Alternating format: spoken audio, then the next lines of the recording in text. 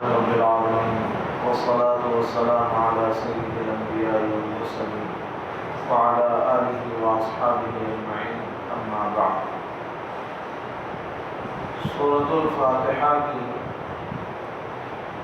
جو مفسرین نے تفسیر بیان فرمائی ہے، اس خلاصے میں سورۃ الفاتحہ کی 3 اہم مضامین جو اب تک ہمارے سامنے آئے. پہلا مضمون سورہ فاتحہ کا ربوبیت کا. ربوبیت کہتے ہیں اللہ عز و جل کو سارے عالم انسان کا پالنے والا سمجھنا، کہ اس کے علاوہ کوئی پالنہار نہیں. پہلا مضمون سورہ فاتحہ کا یہ کہ اللہ نے اپنے بندوں کو اپنی ربوبیت کے بارے میں اس صورت میں ارشاد فرمایا.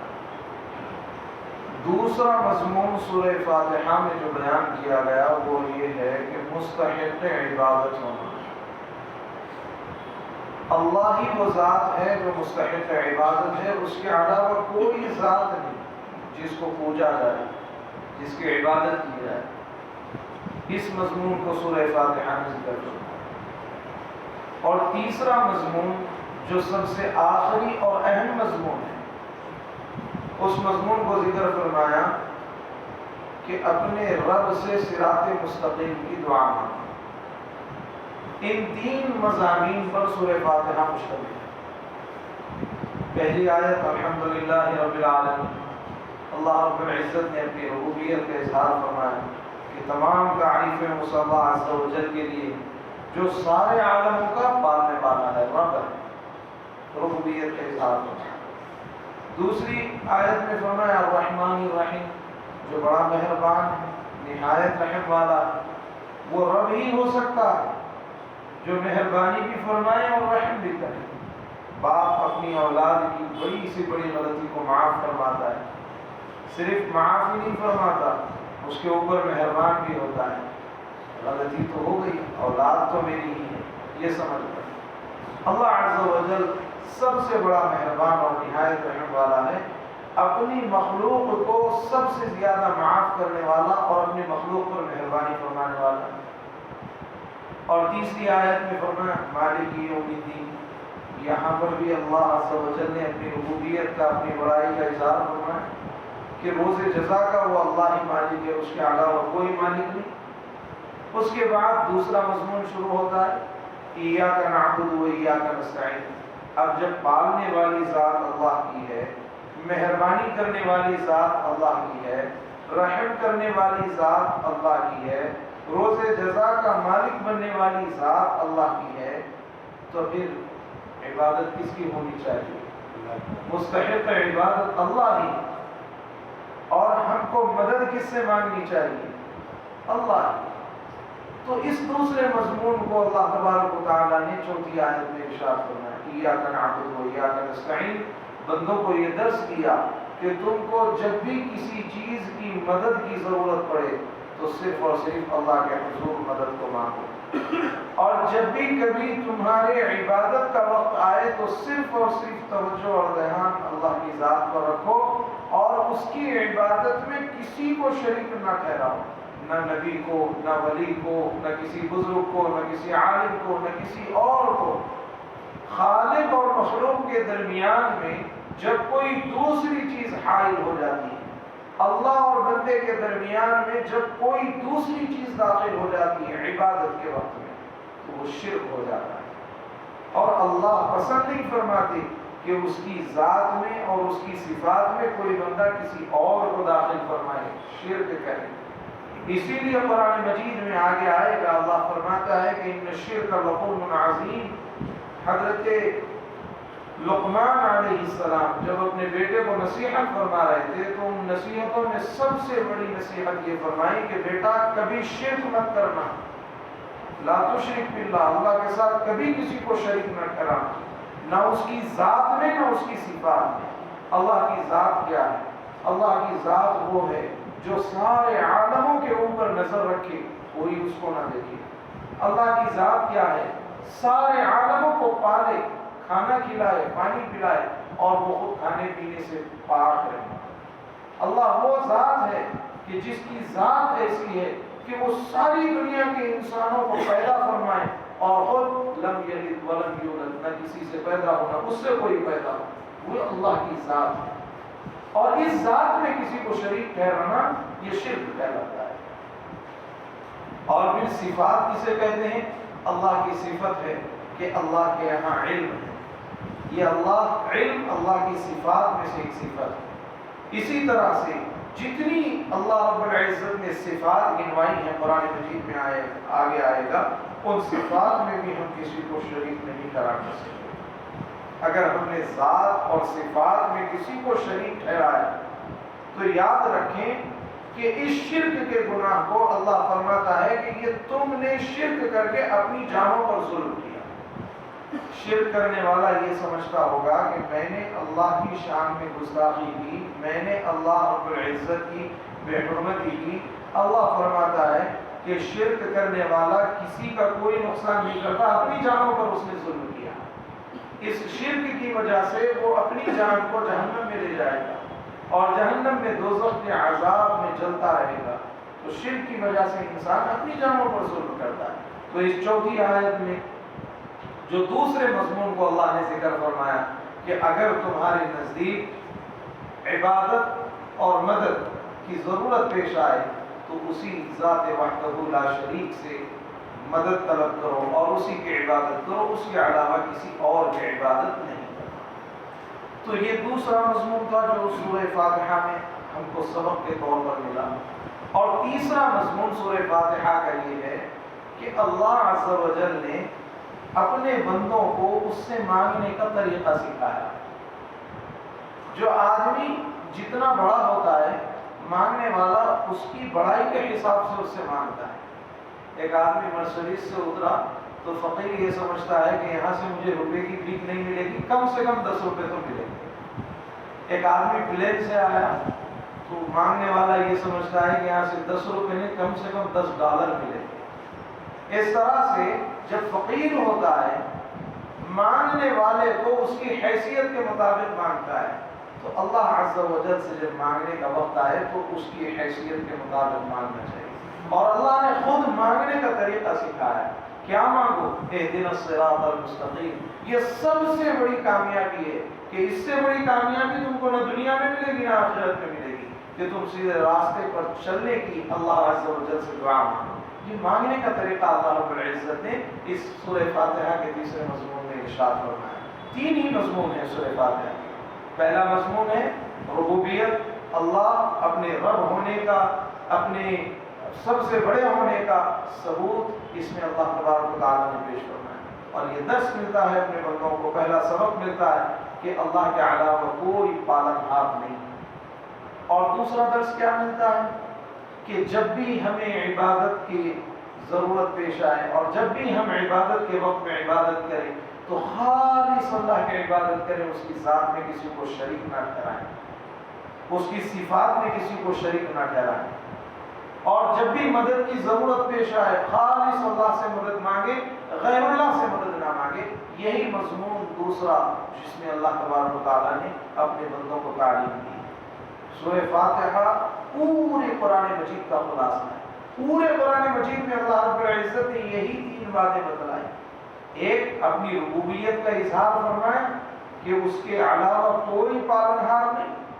دوسرے، اللہ رب العزت نے یہ بتلایا کہ جب بھی تمہیں کوئی حاجت پیش آئے تو مدد صرف اور صرف اللہ سے مانگو، اور جب بھی عبادت کرنے لگو تو خالص اللہ کی عبادت کرو، اس کی ذات اور صفات میں کسی کو شریک نہ کرو۔ اور تیسری بات یہ فرمائی کہ ہمیشہ اپنے رب سے دعا مانگتے رہو، اور دعا مانگنے کا طریقہ بھی بتلایا کہ یہ دعا مانگو کہ تم سیدھے راستے پر اللہ رب العزت تم کو چلائے، اس کی دعا مانگو۔ اور یہ بھی دعا مانگو کہ اے اللہ ان لوگوں کے راستے پر چلانا جن راستے پر تو جن لوگوں پر تو نے انعام فرمایا، جو لوگ صحیح راستے پر چل کر تیرے انعام کو حاصل فرمائے، مولا تو ہمیں انہی لوگوں کے راستے پر چلانا، دوسروں کے راستے پر نہ چلانا۔ اور وہ لوگ کون ہیں جن پر اللہ نے انعام فرمایا؟ قرآن مجید میں آگے ایک آیت ہے، اس آیت میں اللہ فرماتا ہے اولئک الذین انعم اللہ علیہم من النبیین والصدیقین والشہداء والصالحین وحسن اولئک رفیقا۔ اللہ فرماتا ہے کہ وہ لوگ جن پر اللہ تعالیٰ نے انعام فرمایا وہ کون ہیں؟ من النبیین، انبیاء ہیں جن پر اللہ نے انعام فرمایا، والصدیقین، انبیاء کو سچا کہنے والے جو ہیں صدیق، ان صدیقین پر اللہ نے انعام فرمایا، والشہداء، جو انبیاء کے تحفظ اور ان کے اسلام کے تحفظ کے خاطر اپنی جانوں کو اللہ کے راستے میں قربان کیا، ان شہداء پر اللہ نے انعام فرمایا، والصالحین، جو ان انبیاء کے طریقوں پر اپنی زندگی کو گزارے، انبیاء کی لائی ہوئی آسمانی کتاب کے اوپر عمل کیا، یہ صلحاء ہے، یہ صالحین ہیں، ان صالحین پر اللہ رب العزت نے انعام فرمایا۔ بس یہ دعا مانگو کہ اے اللہ وہ لوگ جو تیرے راستے پر چلے اور جن پر تو نے انعام فرمایا وہ چار لوگ کون ہیں؟ انبیاء ہیں، صدیقین ہیں، شہداء ہیں، صالحین ہیں، ان چاروں پر اللہ رب العزت نے انعام فرمایا۔ یہ سب سے بڑی دعا ہے، بس یہ دعا مانگو کہ اے اللہ ہمیں ان لوگوں کے راستے پر چلا، اور ان لوگوں کے راستے پر نہ چلانا جو تیری بات نہ مانے اور تیرے راستے پر نہ چلے، تیرے انبیاء کے راستے سے ہٹ گئے، ایسے گمراہ لوگوں کے راستے پر اے اللہ ہم کو نہ چلانا۔ تو دعا مانگنے کا طریقہ بھی اللہ نے بتلایا۔ اب اس سورہ فاتحہ میں جو 3 باتوں کا ذکر فرمایا، سورہ فاتحہ تمام قرآن مجید کا نچوڑ ہے، پورے قرآن مجید کو اللہ رب العزت نے انہی 3 چیزوں کے اندر بند کر کے رکھ دیا۔ اللہ نے قرآن مجید کی پوری آیتوں میں اپنی ربوبیت کا اظہار فرمایا، اور اللہ نے اپنے بندوں کو آگاہ کیا کہ جب بھی مدد کی ضرورت پڑے تو سوائے اللہ کی ذات کے کسی اور سے مدد نہ مانگے، اور جب بھی عبادت کرے تو اللہ کی ذات اور صفات میں کسی کو شریک نہ ٹھہرائے، خالص اللہ کی عبادت۔ انہی تینوں چیزوں کو اور ان کے درمیان میں جو مسائل ہیں، ان مسائل میں اللہ رب العزت نے پورے قرآن مجید کو نازل فرمایا۔ اسی لیے کہتے ہیں تمام مفسرین سورہ فاتحہ پوری قرآن مجید کا نچوڑ ہے۔ اس میں اللہ رب العزت نے وہ مضامین ذکر فرمائے ہیں جو پوری قرآن مجید میں وہی مضامین، اس سے ہٹ کر دوسرے مضمون نہیں۔ تو سورہ فاتحہ کو ہم نے الحمدللہ اس معنی پر جان لیا۔ اب یہاں سے سورۃ البقرہ شروع ہوتی ہے۔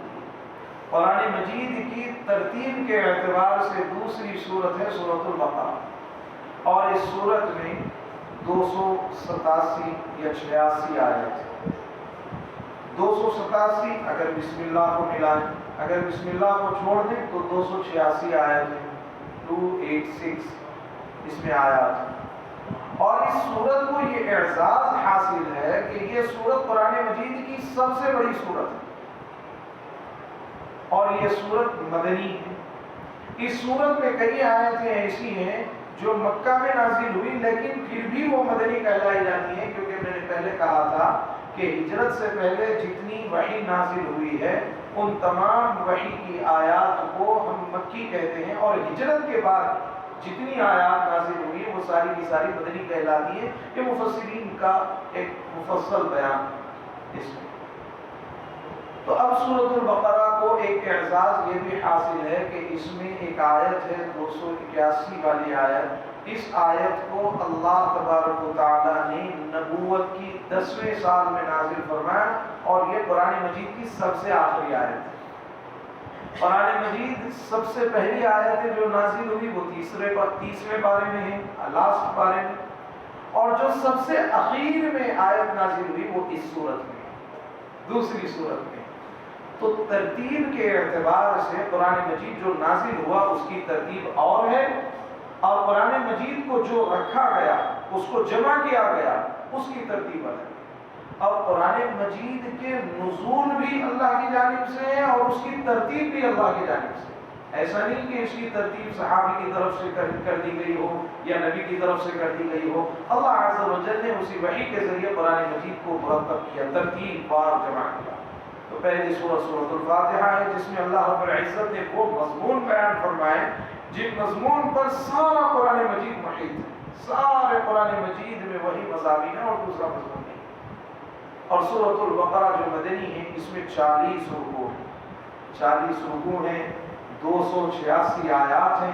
اور اس سورت کو یہ اعزاز حاصل ہے کہ قرآن مجید کی سب سے بڑی سورت ہے، اور ساتھ ہی ساتھ اس سورت میں جتنے مسائل اللہ نے بیان فرمائے ہیں قرآن مجید کی دیگر اور دوسری سورتوں میں اتنے مسائل بیان نہیں فرمائے. جتنے مسئلے قرآن میں جو دنیا میں پیش آتے ہیں، نماز کے مسائل ہوں، طہارت کے مسائل ہوں اور دیگر دوسرے مسائل، سب سے زیادہ مسائل اللہ تبارک و تعالیٰ نے سورۃ البقرہ میں ذکر فرمائے. اور اس کے علاوہ دوسری کسی صورت میں اتنے کثیر احکام اور اتنے کثیر مسائل اللہ نے بیان نہیں فرمائے. اور اس صورت کے بارے میں ایک بات میں آپ کو بتاتا چلوں، قرآن مجید کو حفظ کرنا اتنا آسان نہیں. حضرت عمر فاروق رضی اللہ تعالی عنہ ان 40 رکوع کو حفظ کرنے میں کتنا وقت لگایا کوئی بتا سکتا ہے؟ 12 سال حضرت عمر فاروق رضی اللہ عنہ نے اس سورۃ البقرہ کو حفظ کرنے میں لگا. اور آپ کے بیٹے حضرت عبداللہ ابن عمر رضی اللہ عنہ اس سورۃ البقرہ کو حفظ کرنے میں 8 سال لگائے. اور اس زمانے میں جو حفظ یاد کی جاتی تھی کیسے، ایسے نہیں جیسے کہ ایک طوطے کو ہم نے قرآن مجید رٹا دیا اور وہ رٹ لیا، جب جیسے ہی پڑھنا شروع کرے تو طوطا پڑھ لیا، ایسا نہیں. اس زمانے میں صحابہ جو قرآن مجید کو یاد کیا کرتے تھے، پہلے اس قرآن مجید کی آیت کے مطلب کو سمجھتے تھے، اس کے معانی اور مطالب کو سمجھنے کے بعد اس پر عمل کرنا شروع کرتے تھے، پھر اس کے بعد یاد کرتے تھے. پھر جب عمل پورا ہو جاتا اس آیت پر تو آگے کی آیت یاد کرتے. اس وجہ سے حضرت عمر فاروق رضی اللہ عنہ کو سورۃ البقرہ کی یاد کرنے میں کتنے سال لگے؟ 12 سال لگے. اور آپ کے بیٹے حضرت عبداللہ ابن عمر رضی اللہ عنہ کو سورۃ البقرہ یاد کرنے میں کتنا وقت لگا؟ 8 سال لگے. اور حضرت عمر فاروق رضی اللہ عنہ نے جب سورۃ البقرہ کو مکمل کیا، تفسیر قرطبی میں جامع القرآن میں یہ بات امام قرطبی علیہ الرحمہ لکھتے ہیں کہ جب سورۃ البقرہ کا حفظ حضرت عمر فاروق رضی اللہ عنہ نے مکمل کیا تو ایک اونٹ ذبح کر کے دعوت کی. 12 سال میں سورۃ البقرہ کو یاد کیا، اور پھر جب سورۃ البقرہ ختم ہوئی تو اس پر ایک اونٹ ذبح کر کے لوگوں کو دعوت دی. اب بعض فقہاء اور علماء یہ کہتے ہیں کہ ختم قرآن پر دعوت نہیں ہونی چاہیے. ان کا کہنے کا مقصد یہ ہے کہ عموماً لوگوں میں یہ رواج بن گیا ہے کہ جب قرآن مجید کا ختم ہوتا ہے تو سب سے 10-10 روپیہ 20-20 روپیہ چندہ لیا جاتا ہے. وہ چندہ جمع کر کے دعوت نہیں کرنی چاہیے. اگر کرنا ہی ہے قرآن مجید کا اتنا احترام تمہارے دل میں تو کوئی ایک آدمی کھڑا ہو جائے اور کھڑا ہو کر کہے کہ میں اپنی طرف سے سب کو دعوت کروں گا. یہ بات ہو سکتی ہے. لوگوں سے چندہ مانگ کر جمع کرنا یہ قرآن مجید کی توہین سمجھ کر علماء نے کہا ہے کہ ایسے چندہ جمع کر کے دعوت نہ کیا کرو. یہی بات چند علماء ایسے ہیں جو یہ بات کہتے ہیں کہ قرآن مجید کے سنانے کے بعد حافظ قرآن کو پیسہ نہیں لینا چاہیے. جب ان سے پوچھا گیا کہ پیسہ کیوں نہیں لینا چاہیے تو وہ یہ کہتے ہیں کہ بھئی اس میں حافظ قرآن کی بے عزتی ہے. لوگ جو اس کو پیسہ دیتے ہیں وہ چندہ مانگ کر دیتے ہیں، چندہ جمع کرتے ہیں، اور کوئی 10 روپے دیا، کوئی 20 روپے دیا. حافظ قرآن کو ایسے تھوڑا ہی دینا چاہیے. آپ نے یہ بات دیکھی ہوگی جب قرآن مجید مکہ میں امام الحرمین ختم کرتے ہیں تو اس ختم کے بعد رات بھر دعا ہوتی ہے، اور اس دعا کے بعد وہاں پر اعلانات ہوتے ہیں. آپ نے سنا ہوگا عربی میں اعلان ہوتا ہے کہ قطر کے بادشاہ نے امام حرم کے ختم قرآن کے موقع پر ایک مرسڈیز گاڑی اور ایک عدد قطر میں محل ان کے لیے نامزد کیا ہے جو ان کے حوالے کیا جاتا ہے. ترکی کے بادشاہ نے امام حرم کے لیے ترکی میں ایک بہترین بنگلہ اور ایک عدد BMW کار ان کے لیے نامزد کیا ہے، وہ ان کے حوالے کی جاتی ہے. اس طرح سے امام الحرمین کو بادشاہ اور لوگ اپنی طرف سے تحفے تحائف دیتے ہیں، وہاں پر کوئی چندہ نہیں ہوتا. تو یہاں پر علماء نے یہ کہا ہے کہ وہ حفاظ جو قرآن مجید تراویح میں سناتے ہیں اور ان کی بے حرمتی یہ ہے کہ ان لوگوں سے چندہ مانگ کر ان کو پیسہ دیا جائے، یہ غلط ہے. لوگ اپنی طرف سے جتنا ہو سکتا ہے وہ ان کو دے، یہ بات الگ ہے. اور اس میں لینے میں کوئی حرج نہیں، بالکل اجازت ہے، اور کئی علماء نے اس بات کی اجازت بھی رکھی۔ تو حضرت عمر فاروق رضی اللہ عنہ نے جب سورۃ البقرہ کا حفظ کیا تو آپ نے ایک اونٹ ذبح کر کے دعوت دی۔ قرآن مجید کے ختم پر دعوت دینا بھی جائز، لیکن چندہ جمع کر کے دعوت دینا یہ جائز ہے۔ اپنی جیب سے اگر کوئی دینا چاہے تو دے، بہت اچھی بات ہے، کیونکہ اس سے بڑی خوشی کی بات اور کیا ہو سکتی ہے کہ آدمی قرآن مجید کو مکمل کر لے۔ اس سے بڑی خوشی کی بات کچھ بھی نہیں ہو سکتی۔ الحمدللہ میں نے جب پچھلے مسجد جامع مسجد بیساوا میں جہری نمازوں میں فجر مغرب عشاء میں پورے قرآن میں نے ختم کی، جب میں نے قرآن ختم کی تو میں اپنے جیب کے پیسوں سے تمام مصلیوں کو کھانا کھلایا تھا اور بہت زبردست دعوت کی، خوشی کا موقع تھا کہ الحمدللہ پہلی مرتبہ میں نے زندگی میں نماز میں فرض نماز میں پورے قرآن مجید ختم کی، فجر مغرب عشاء میں۔ تو اس طرح سے اگر کوئی شخص کرنا چاہے تو یہ اس کی سعادت مندی ہے، اور اس سے بڑی خوشی کی بات کیا ہو سکتی ہے کہ ایک حافظ قرآن ختم کرے اور اس پر خوشی کا اظہار کرے۔ اس بات کی اجازت یہاں اس دلیل میں تفسیر قرطبی میں امام قرطبی نے اپنی کتاب الجامع القرآن الاحکام میں لکھا ہے کہ حضرت عمر فاروق رضی اللہ عنہ جب 12 سال میں سورۃ البقرہ کو مکمل حفظ کیا تو اس کے بعد آپ نے ایک اونٹ ذبح کر کے دعوت کی۔ تو اس بات کی اجازت ہے کہ جب ہماری سورہ بقرہ ختم ہو یا سورہ فاتحہ ختم ہو، اگر کوئی خوشی کے مارے ایسا کچھ کرنا چاہے تو بالکل اس بات کی اجازت ہے۔ میں یہ نہیں کہتا کہ آپ حضرات کریں، بس اس بات کی ثبوت کو میں یہاں پر پیش کر رہا ہوں۔ تو سورۃ البقرہ مدنی ہے، اس میں 286 آیات ہیں بسم اللہ کو چھوڑ کر، اور یہ مدینے میں نازل ہوئی، اور مدینے میں سب سے پہلے اسی سورت کا نزول شروع ہوا، اور اس سورت میں احکام اور مسائل اس قدر زیادہ ہیں کہ دوسرے اور سورتوں میں اتنے احکام اور مسائل نہیں ہیں۔ اور اس سورت کو اعزاز یہ ہے کہ اللہ کے نبی صلی اللہ علیہ وسلم نے فرمایا جس گھر میں سورۃ البقرہ تلاوت کی جائے اس گھر میں شیطان کبھی نہیں دکھتا۔ اور ایک بہترین عمل کہ سورۃ البقرہ میں 10 آیات ایسی ہیں جو یہ 10 آیات پڑھ کر جو شخص کسی پاگل کو دم کر دے تو اس کا پاگل پن ختم ہو جاتا ہے۔ وہ 10 آیات کیا ہیں؟ سورۃ البقرہ کی شروع کی 4 آیتیں لکھ لو، سورۃ البقرہ کی شروع کی 4 آیتیں، درمیان کی 3 آیات۔ درمیان کی آیات کون سی ہیں پتہ؟ اللہ لا الہ الا هو الحی القیوم، آیت الکرسی، اور اس کے بعد والی 2 آیت، یہ 3 آیت۔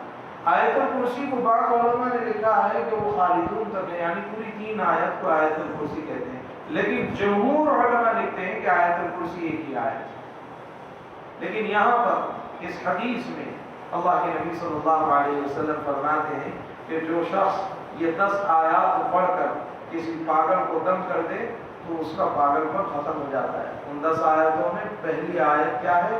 4 آیتیں سورۃ البقرہ کی شروع کی ہے، اور درمیان کی 3 آیتیں، اور آخر کی 3 آیتیں۔ آخر کی 3 آیتیں کیا ہیں؟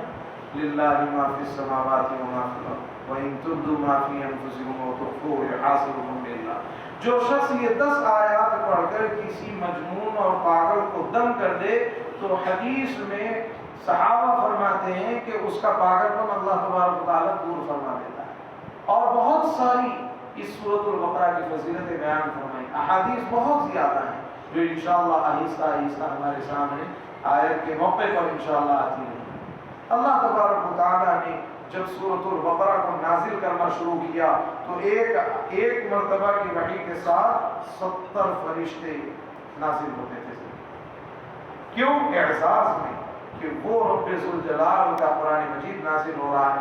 خود قرآن مجید میں فرمایا لو انزلنا هذا القرآن على جبل، اگر ہم اس قرآن مجید کو پہاڑ پر نازل فرماتے لرأيته خاشعا متصدعا، تو اس کو دیکھتا وہ ہمارے ہیبت کے کانپتا اور ٹکڑا ٹکڑا ہو جاتا